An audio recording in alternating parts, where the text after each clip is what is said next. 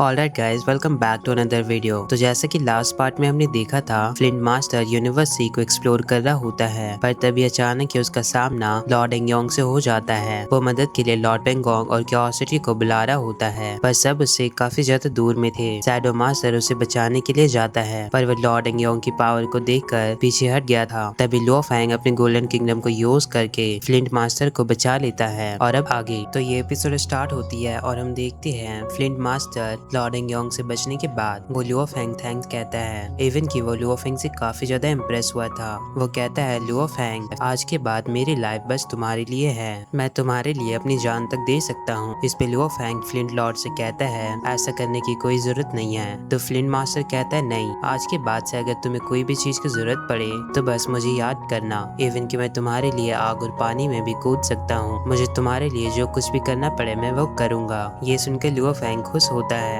इधर बवाता कहती है, ये बंदा तो पहले लुओ फेंग से काफी ज्यादा जेलस था और काफी रूड भी था, पर अब देखो जब लुओ फेंग ने इसकी जान बचाई तो ये उसके तलवे चाटने लगा। इस पे एरो किंग कहता है, हमारे मास्टर सारे रेसेस के लिए काफी सही से पेश आते हैं, जो कि एक हीरो की पहचान है। तो गुस्से में बवाता उसे एक जोर सा चाटा मारती है। इस और शैडो मास्टर लुओ फेंग से कहता है, लुओ फेंग, तुम फ्लिंट मास्टर की बातों को दिल पे मत लेना। फ्लिंट मास्टर की पर्सनैलिटी ऐसी ही है, जस्ट लाइक अ मैग्नेट। मतलब कि ये बंदा अंदर से रूड नहीं है, बस इसके अंदर थोड़ा चिड़चिड़ापन है। अब ये सुनकर वो शैडो मास्टर पे भी काफी ज्यादा गुस्सा करने लगता है और कहता है, तुमने मुझे क्या कहा? लुओ फेंग उसकी ये हरकत देखकर काफी ज्यादा हंसता है और फिर वो तीनों जोर जोर से हंसने लगते हैं। अब तीनों साथ में बैठकर बातें करने लगते हैं, जहाँ लुओ फेंग फ्लिंट लॉर्ड से पूछता है, फ्लिंट मास्टर, तुम यूनिवर्स सी में काफी सालों से हो, तो जरूर तुम्हें यूनिवर्स सी में सरवाइव करने का कोई तरीका मिल गया होगा, और तुम ऐसे मुसीबत का सामना कैसे करते हो? इस पर वो बताता है कि हम फ्लिंट लोग नेचुरली ज्यादा फ्लेक्सिबल नहीं होते हैं, पर मेरे पास 1 लाख किलोमीटर की डिवाइन बॉडी है, जिसे इस यूनिवर्स में स्ट्रॉन्गेस्ट पर्सन भी आसानी से किल नहीं कर सकता। पर ये लॉर्ड एंगयोंग, इसके पास काफी बढ़िया ट्रेजर है, जो कि इसकी डिवाइन बॉडी को बहुत ही जल्दी रिकवर कर देती है। ऊपर से ये बंदा ढीठ भी है, मतलब कि ये ऐसे फाइट करता है जैसे कि इसे कोई फर्क ही ना पड़ता हो। इसे कोई फर्क नहीं पड़ता चाहे ये मरे या बचे, बस ये अपने दुश्मनों से फाइट करता रहता है। और अगर हम एक दूसरे पे ऐसे ही अटैक पे अटैक करते रहते तो बेशक मैं हार जाता, क्योंकि उसका डिवाइन बॉडी उसके ट्रेजर के कारण बहुत ही जल्दी रिकवर हो जाती है, पर मेरे पास ऐसा एबिलिटी नहीं था, तो ऑब्वियसली मैं हार जाता। इसी वजह से मजबूरन मुझे भागना पड़ा। साथ ही वो बताता है कि स्पेशली डिवाइन आई क्लैन के लोग वो इस फर्स्ट यूनिवर्स एरा के सबसे पीक रेस में से एक है। ऐसा समझो फर्स्ट यूनिवर्स एरा के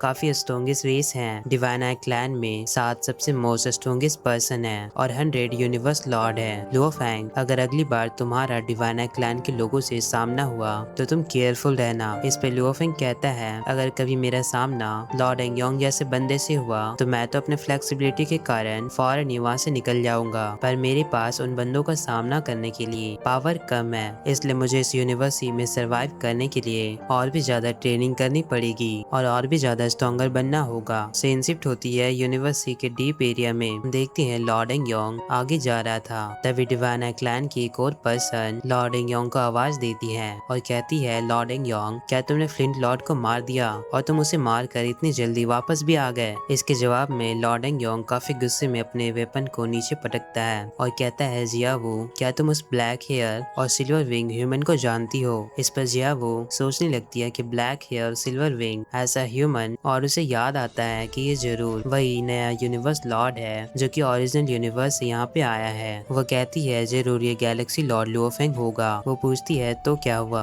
क्या ये काफी ज्यादा स्ट्रॉन्ग है? इस पे लॉर्ड एंगयोंग बताता है, मैं यूनिवर्स लॉर्ड 6 लेवल पे हूँ और वो बंदा केवल यूनिवर्स लॉर्ड के 2nd लेवल पे है। वो मेरे से 4th लेवल पीछे है, पर इसके बावजूद अगर मेरे पास टॉप लेवल की डोमेन ट्रेजर होता तो मैं बहुत पहले ही उसे मार दिया होता। अब जियायू उससे कहती है, एनयोंग, कोई बात नहीं, मैं इस वाटर एरिया में काफी समय से ट्रेजर को ढूंढ रही थी और लकीली मुझे काफी सही ट्रेजर्स मिले हैं। मैं जरूर तुम्हारे लिए भी एक ट्रेजर ढूंढ दूंगी। एंगयोंग कहता है, हमें और भी ज्यादा स्ट्रॉन्गर होने की जरूरत है ताकि हम साथ में नेक्स्ट यूनिवर्स साइकिल में एंटर कर सके। अब वो दोनों आगे की ओर बढ़ते हैं। तभी जियायू को एक एनर्जी वेव महसूस होती है, तो वो उस एनर्जी वेव की तरफ आगे बढ़ने लगती है, जहाँ जाकर उसे एक लाइट स्क्रीन मिलता है। वो कहती है, जरूर इस लाइट स्क्रीन के अंदर काफी स्ट्रॉन्ग ट्रेजर होगा, तभी तो यहाँ पे स्पेशल सी लाइट स्क्रीन बनाया गया है। हो सकता है कि इसके अंदर काफी ज्यादा खतरा हो, पर पर लकीली मेरे पास टॉप लेवल सीलिंग पैलेस है और ये ट्रेजर मुझे हर तरह से प्रोटेक्ट करेगा। इवन के इस यूनिवर्स का सबसे स्ट्रॉन्गेस्ट पर्सन भी अपनी फुल पावर से मुझे किल नहीं कर सकता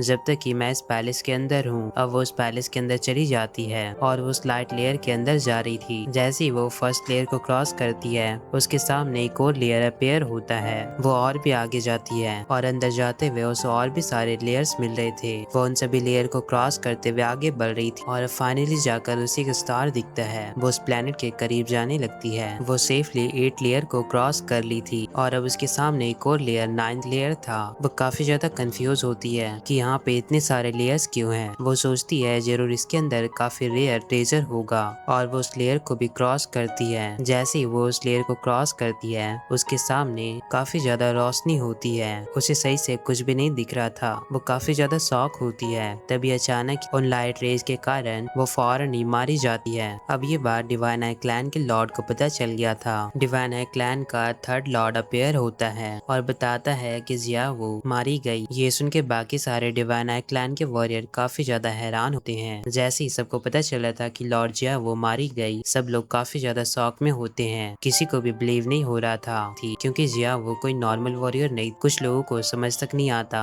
कि ऐसा कैसे हो सकता है। जैसे ये बात एंग्योंग को पता चलता है वो भी काफी ज्यादा सदमे में था। एंग्योंग डिवाइन आई क्लैन के थर्ड लॉर्ड से पूछता है जिया यू मारी गई, पर वो कैसे मारी गई। थर्ड लॉर्ड बताता है जिया वो अचानक से मारी गई। इवन कि उसे अपने क्लैन को एक मैसेज तक ड्रॉप करने का मौका नहीं मिला, वो फौरन ही मारी गई। एंग्योंग कहता है ऐसा नहीं हो सकता, जियायू तो 4th लेवल यूनिवर्स लॉर्ड थी, वो बिल्कुल ही टॉप लेवल पे थी। इवन के यूनिवर्स का स्ट्रॉन्गेस्ट पर्सन भी कोई भी उसे इंस्टेंटली किल नहीं कर सकता। पर इस पे थर्ड लॉर्ड कहता है हाँ ये बात तो सच है, पर पीक माउंटेन का खतरा ऐसा कर सकता है। पीक माउंटेन इतना ज्यादा खतरनाक है कि वो आसानी से किसी भी पावरफुल पर्सन को इंस्टेंटली किल कर सकता है। और जियायू के मरने से पहले वो डीप वाटर 193-293 एरिया में एक्सप्लोर कर रही थी, तो जरूर खतरा इसी एरिया के अंदर है। तुम फौरन उस वाटर एरिया के पास जाओ और सारे लोग ये पता लगाओ कि लॉर्ड जियायू कैसे मारी गई, इसके पीछे की वजह क्या थी, और तुम सब भी केयरफुल रहना। वो 4 यूनिवर्स लॉर्ड थर्ड लॉर्ड के ऑर्डर को एक्सेप्ट करते हैं। एंग्योंग और बाकी सारे डिवाइन आई क्लैन के यूनिवर्स लॉर्ड उसी एरिया को एक्सप्लोर करने के लिए निकल जाते हैं। एंग्योंग अपनी डोमेन ट्रेजर को यूज करते हुए उस एरिया को इन्वेस्टिगेट कर रहा था और बाकी सारे लोग भी इन्वेस्टिगेट करते हुए वो सभी एक जगह पे गैदर होते हैं। एंग्योंग उनसे पूछता है तो तुम दोनों को कुछ पता चला।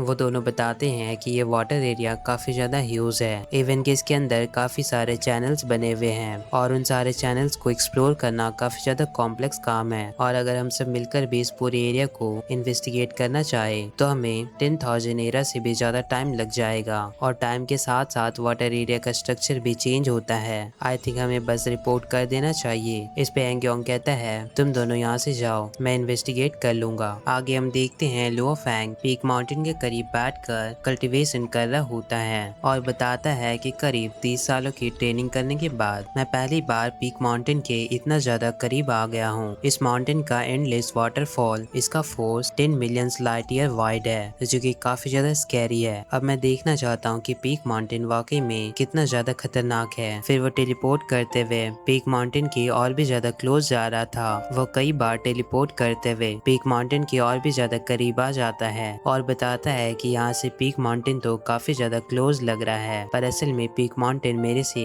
अभी बहुत ही ज्यादा दूरी पे है। जब केस और बबाता और अतुका दोनों चीज खेल रहे होते हैं। लुओ फेंग के इनर वर्ल्ड में इन सारे कॉकरोचेस का तो अलग ही दुनिया चल रहा है। ये आपस में खेलते हैं। बबाता इनको एज अ टीचर सारी चीजें एक्सप्लेन करती है, जबकि दूसरी ओर लुओ फेंग अब भी और भी ज्यादा टेलीपोर्ट कर रहा था। इवन कि वो 30 मिलियन लाइट ईयर तक टेलीपोर्ट करते हुए ट्रेवल किया और अब फाइनली उसे फील हो पा रहा है कि वह माउंटेन के बहुत ही ज्यादा क्लोज आ गया है। इतना ज्यादा टेलीपोर्ट और ट्रैवल करने के बाद फाइनली उसे फील हुआ कि वह माउंटेन के बहुत ही ज्यादा क्लोज आ गया है। तभी अचानक ही उसके सीवो विंग पिछले बार के जैसा शेक करने लगते हैं। अब लुओ फेंग को काफी अजीब फील हो रहा था कि अचानक से उसके सीवो विंग पहले के जैसा फड़फड़ा क्यों रहे हैं। ये तो मुझे वैसा ही फील दे रहा है जैसा कि पिछली बार त्यागनिन के साथ हुआ था। ये जानकर बबाता सोचती है कहीं सीवो विंग का थर्ड पेयर तो अपेयर नहीं होने वाला है। ये जानकर उसके सारे ही होमीज काफी ज्यादा खुश होते हैं कि अब लुओ फेंग को सीवो विंग का थर्ड पेयर मिलने वाला है। इस पे लुओ फेंग कहता है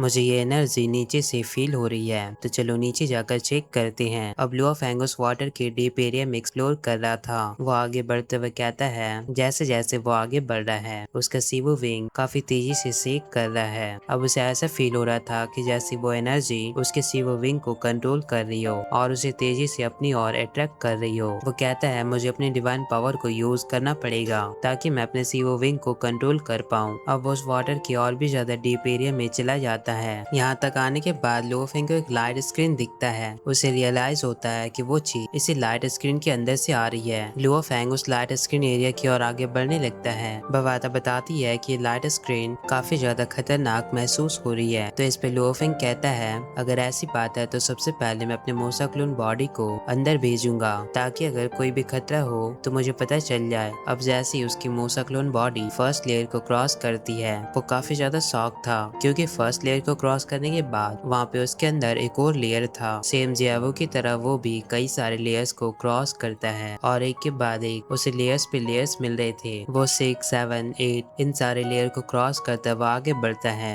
8 लेयर को क्रॉस करने पर उसे एक ब्रोकन स्टार दिखती है। वो कहता है जरूर ये लास्ट लेयर होगा। वो कहता है ये लाइट तो इसी ब्रोकन स्टार से आ रही है जो कि वाकई में काफी ज्यादा खूबसूरत भी है। पर अजीब बात है कि ये लाइट स्क्रीन पूरे 9 लेयर से कवर है। कहीं ऐसा तो नहीं इसके अंदर सीवो विंग के अलावा कोई दूसरा ट्रेजर भी हो। ये जानकर लुओफेंग काफी ज्यादा खुश हो रहा था। अब काफी एक्साइटेड होकर उस क्लोन बॉडी उस ब्रोकन स्टार की ओर आगे बढ़ती है। पर जैसे ही वो उस लेयर को क्रॉस करके अंदर जाता है सेम जियायो की तरह उस पर भी उस लाइट से अटैक होता है और एक साथ कई सारे अटैक इवन कि उसका क्लोन बॉडी कई सारे टुकड़ों में बट जाता है और काफी छोटे छोटे टुकड़ों में बटकर वो डिस्ट्रॉय हो गया था। लुओफेंग को काफी अजीब सा फील होता है। बवाता पूछती है क्या तुम ठीक हो? लुओफेंग बताता है कि उसका मोसा क्लोन बॉडी यूनिवर्स लेवल पे था पर इसके बावजूद उसे इंस्टेंटली डिस्ट्रॉय कर दिया गया। पर इस बार मैं अपने natural secret art domain technique को यूज करूंगा और जरूर इस बार मैं इस खतरे को पास कर लूंगा।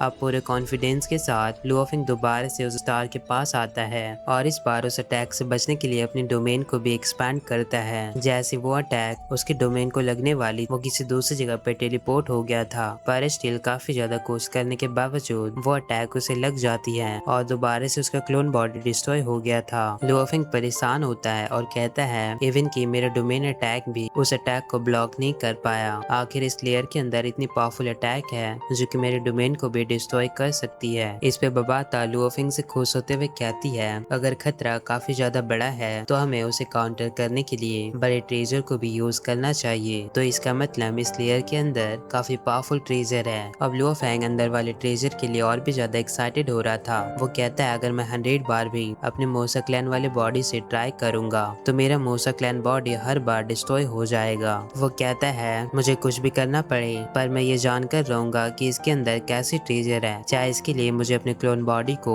अंदर 100 टाइम्स भी भेजना पड़े लेकिन फिर भी मेरा क्लोन बॉडी हर बार मारा जाएगा। और इस बार लुओफेंग अपने क्लोन बॉडी को डिवाइन बिसर्मर के साथ अंदर भेजता है और इस बार वो अपने डोमेन और डिवाइन बिसर्मर की मदद से बहुत ही ज्यादा फास्ट मूव करते हुए उन अटैक को डॉज कर रहा था। पर ये अटैक्स एक बार में ही काफी सारे अटैक्स हो रहे थे। लुओफेंग बहुत ही ज्यादा फास्ट मूव करते हुए उन सारे अटैक को डॉज कर रहा था। काफी ज्यादा कोशिश करने के बाद उसे उन अटैक के बीच एक गैप मिलता है और इस अटैक को क्रॉस करना ऐसा था जैसे कि 1 सेकेंड का 10,000 पार्ट और तभी उसे उन गैप के बीच में उन लाइट के बीच में एक सीवो विंग दिखता है। वो उसे देखकर काफी ज्यादा शॉक था और इसी बीच उन अटैक से वो मारा जाता है। उसका क्लोन बॉडी दोबारा से डिस्ट्रॉय हो गया। बवाता पूछती है क्या हुआ, तुमने क्या देखा? लुओफेंग बताता है उस लाइट के अंदर विंग्स हैं, काफी बड़ा और टेरिफाइंग विंग। ये सुनकर बवाता काफी ज्यादा खुश होती है और कहती है फाइनली अब हमें सीवो विंग का तीसरा पीस मिलने वाला है। लुओफेंग बताता है वो विंग काफी ज्यादा पावरफुल ट्रेजर है, शायद मेरे सीवो विंग का 2 पेयर उसी का ही पार्ट हो। तभी लुओफेंग को पीछे से आज सेंसी ये डोमेन अटैक महसूस होता है और वो समझ जाता है कि ये जरूर लॉर्ड एंग्योंग होगा। इधर लॉर्ड एंग्योंग को भी महसूस हो गया था कि उसके आसपास लुओफेंग है तो वो अपने डोमेन अटैक को और भी ज्यादा तेजी से बढ़ाने लगता है और सारी चीजों को फ्रीज करने लगता है। लुओफेंग कहता है ये यहाँ पे क्या कर रहा है, मैं इसे ये विंग ट्रेजर डिस्कवर करने नहीं दे सकता। इसलिए लुओफेंग फौरन ही उसके पास आ जाता है और कहता है लॉर्ड एंग्योंग मैं जहाँ भी जाता हूँ तुम मुझे क्यों मिल जाते हो? इस पे हंसते हुए लॉर्ड एंग्योंग कहता है मैंने तो अभी कोई भी जाल नहीं बिछाया पर इसके बावजूद तुम खुद ही मेरे जाल में फंस रहे हो। इवन की मछलियाँ भी इतना ज्यादा बेवकूफ नहीं होती है। वो इतनी आसानी से किसी के जाल में नहीं फंसती, जबकि तुम तो खुद ही मेरे जाल में फंस रहे हो। और दोबारा से वो अपना घिसा पीटा डायलॉग मारता है कि लाइफ काफी छोटा है, हमेशा के लिए लाइफ पाना बहुत ही ज्यादा मुश्किल है, इसलिए मैं सबको मारकर ही हमेशा जीवित रहने का कोई तरीका ढूंढ रहा हूँ। इस पे लुओ फेंग अपने फायर कप को एक्टिवेट करता है और कहता है शायद जाल में मैं नहीं बल्कि तुम फंस रहे हो। और फिर वो बहुत ही फास्ट फ्लाई करते हुए अपने ब्लेड से उस पे हमला करने के लिए आगे बढ़ता है। लॉर्ड एंगयोंग कहता है तुम तो काफी ज्यादा रूड हो, क्या तुम्हें पता है जितना मैंने स्ट्रॉन्गेस्ट बीइंग को किल किया है उतने तो तुम अपनी लाइफ टाइम में देखे तक नहीं होगे। और वो लुओ फेंग के अटैक को अपने वेपन से रोकता है। बस रोकते ही लुओ फेंग बहुत ही ज्यादा फास्ट पीछे की ओर चला जाता है। लुओ फेंग बताता है कि मैं इसके अटैक को बड़ी मुश्किल से ब्लॉक भी नहीं कर सकता और अब मुझे समझ आ रहा है कि फ्लिंट लॉर्ड आखिर इससे बचकर क्यों भाग रहा था। फिर लुओ फेंग अपने गोल्डन लाइट को एक्टिवेट करता है और लगातार अपने ब्लेड से हमला कर रहा था, पर लॉर्ड एंग्योंग के लिए लुओ फेंग के उन अटैक से बचना बिल्कुल ही बच्चों वाली बात थी। वो बड़े आसानी से उसके हर अटैक को डॉज कर रहा था। साथ ही वो कहता है तुम इतना ज्यादा वीक भी नहीं हो, तुम्हारा ब्लेड काफी शानदार है, पर दिक्कत की बात है तुम्हारा डिवाइन पावर थोड़ा कमजोर है। तुम्हारा ब्लेड एक अल्टीमेट सीक्रेट आर्ट है। और अब वो अपने वेपन को यूज करते हुए ब्लैक होल क्रिएट करता है जो कि सारी चीजों को डिस्ट्रॉय करते हुए अपने अंदर स्वैलो कर रहा था। इवन कि वो लुओ फेंग को भी अपने अंदर स्वैलो कर लेता है। और जैसे वो ब्लैक होल बंद होने वाला था, लुओ फेंग आसानी से उसके अटैक को ब्रेक कर देता है और उसे तोड़ते हुए बाहर निकल जाता है। तभी लॉर्ड एंग्योंग उसके पीछे आकर लुओ फेंग पे बहुत ही पावरफुल सा प्रेशर रिलीज कर रहा था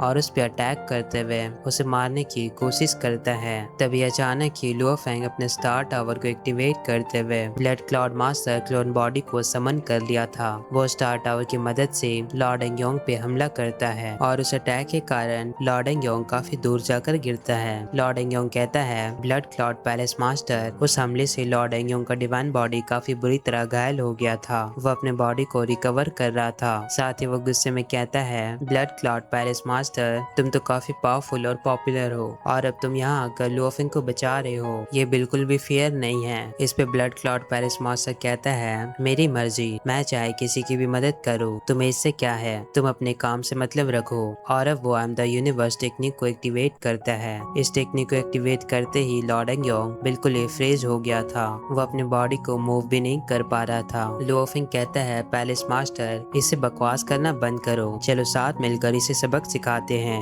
और अब वो दोनों मिलकर आगे बढ़ रहे थे। वो अपने सीवो विंग, फ्लेम सेंड कप और आई एम द यूनिवर्स की मिनी यूनिवर्स से इन तीनों अटैक को कंबाइन करते हुए उस पे हमला करता है। और इसी के साथ ये एपिसोड यहाँ पे एंड होता है। तो गाइस कैसे लगे वीडियो कमेंट में जरूर बताना। अगर अभी तक चैनल को सब्सक्राइब नहीं किया तो सब्सक्राइब कर लो ताकि कोई भी वीडियो मिस ना हो। वीडियो को लाइक करना, शेयर करना और हाइप भी करना। Thanks for watching.